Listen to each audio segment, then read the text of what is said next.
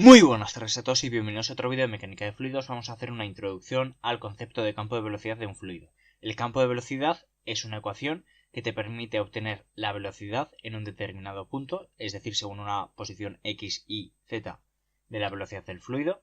El campo de velocidad de un fluido se denomina v, que corresponde con un vector, en el cual depende de la posición eje, x y z, es decir, de un sistema tridimensional.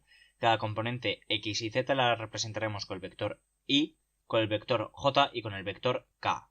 Es decir, x cuadrado menos y que multiplica el vector y corresponde con la parte del eje x. Xy menos 2 que multiplica el vector j corresponde con la parte de y, más x cuadrado por z que multiplica a k corresponde con el vector z. Perdón, con el eje z. Entonces, en el primer apartado de este ejercicio, en el cual nos dan el campo de velocidades de un fluido, nos piden la divergencia del campo de velocidades. Entonces, la divergencia del campo de velocidades de un fluido es el gradiente del campo de velocidad. Por tanto, el gradiente simplemente corresponde a derivar cada componente del campo de velocidad. Es decir, la parte que multiplica a el vector y la derivamos respecto a x. La parte que multiplica el vector j la derivamos respecto a y. Y la parte que multiplica el vector k la derivamos respecto a z. Es decir, la derivada de vx respecto a x más dvi entre derivada de y más la derivada del campo de velocidades en z respecto a la variable z nos da 2x más x cuadrado, que si agrupamos nos queda con 3x más x cuadrado. Por tanto, esto es el campo de la divergencia del campo de velocidades. Es el gradiente del campo de velocidades, es decir, ir derivando respecto a x, y z respectivamente cada término del campo de velocidad del fluido.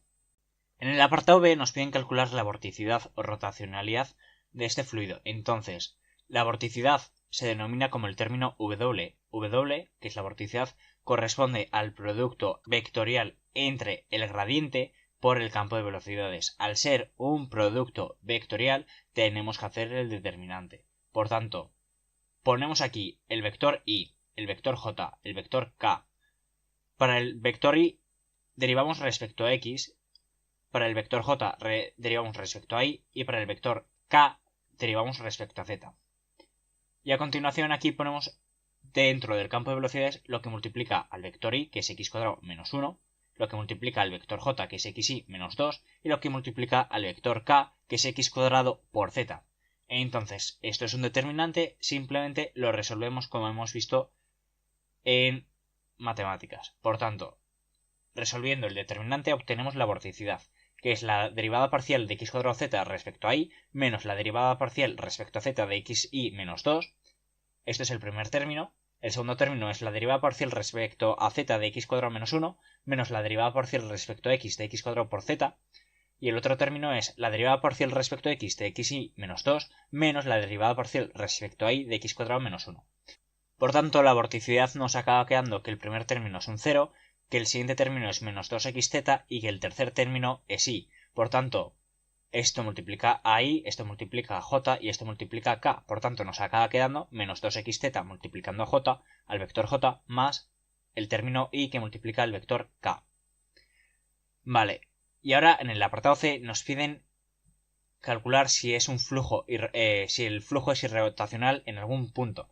La definición de irrotacional es que dentro de un campo de flujo el vector rotacional, que es el campo de velocidades, el vector v es igual a 0 para cualquier punto e instante.